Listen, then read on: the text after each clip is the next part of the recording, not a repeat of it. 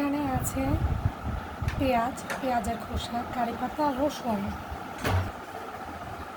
তারপরে অ্যাড করেছি কালো জিরা আর মেথি। তারপর দিতে হবে তিসি, এটা আমাদের গ্রামের তিসি। তারপরে লাগবে কারি পাতা, লাল জবা, নিম পাতা, পেয়ারা পাতা, মেহেদি পাতা, সেই সাথে লেবু পাতা। সেই সাথে লাগবে, এই শাকটার নাম আমার আপাতত মনে আসছে না, এটা আমলকি। সকল ধরনের ইনগ্রেডিয়েন্টস আমি মিলিয়ে ফেলেছি। সেই সাথে লাগবে অ্যালোভেরা, অলিভ অয়েল, যে কোনো ব্র্যান্ডের, লাগবে অরিজিনাল নারিকেল তেল। এভাবে সব কিছু মিক্সড করে একটা পাত্রে দিতে হবে। এখন এটা 5 থেকে 10 মিনিট জাল দিলে তৈরি হয়ে যাবে আমাদের অর্গানিক হেয়ার অয়েল। আর দিতে হবে সরিষার তেল, যে কোনো ব্র্যান্ডের দিলেই হবে। আমার ইনগ্রেডিয়েন্ট বেশি হয়ে গিয়েছে আর তেল কম হয়ে গিয়েছে। আমি দেখাতে ভুলে গিয়েছিলাম, আমি মাস্টার্ড অয়েলও এখানে দিয়েছি।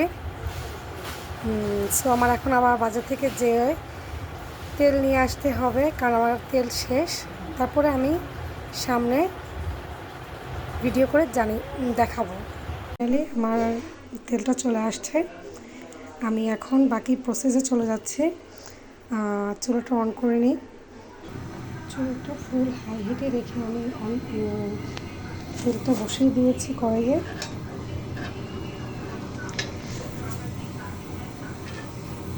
বসিয়ে দিয়েছি কড়াইয়ে। সেখানে আমি বাকি তেলটাও দিয়ে দেব।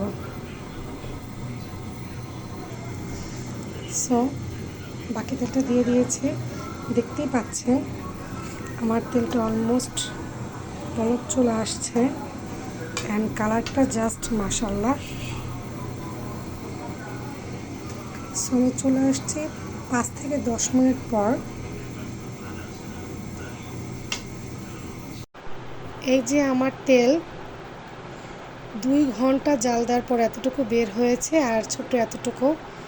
আমি সরাসরি এডিট ছাড়া দেখিয়ে দিচ্ছি আমার হাতে বানানো তেলটা কীরকম রং এসেছে।